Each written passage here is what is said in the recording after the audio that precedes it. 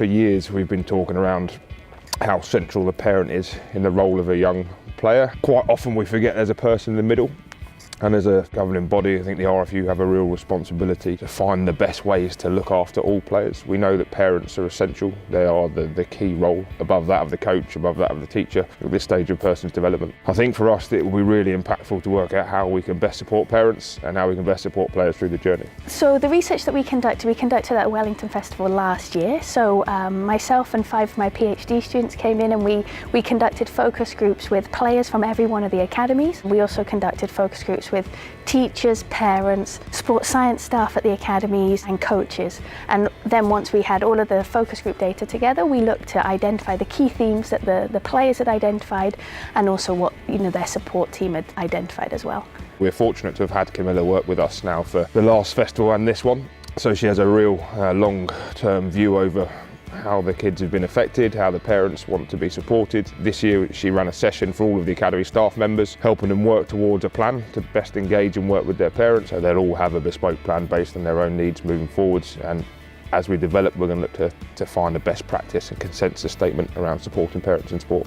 The questions that we asked were really focused on understanding the player journey. So we really wanted to know what's it like to be a young rugby player, and most importantly we wanted to understand what support they had needed at different points in their journey. So we asked them things about who's been the most supportive, how have they supported you, and what could we do to better help you on your journey. And then we asked the same questions to their support team. So we asked parents, how's it been for you and what support have you needed? Teachers, what support have you provided? And it gave us a really clear picture of actually how the players have progressed and how everyone's worked together to allow the players to reach the level they're at. So what we've identified is that for players to reach the Wellington Festival, for them to be on this kind of development performance pathway, they really are engaging with a whole lot of people who are supporting their involvement. But what we found in this study is whether they're 6 or they're 16, it's parents that they're really turning to. Where we're going to look at best interact with parents and support them as they're watching. We've got a couple of bits going on around how parents can maximise the conversations they have with their sons as they travel to and from games to really support them. And then I think moving forwards we've got a longer term view that the consensus statement we build will be a best practice guide for parents of young players and people on the pathway.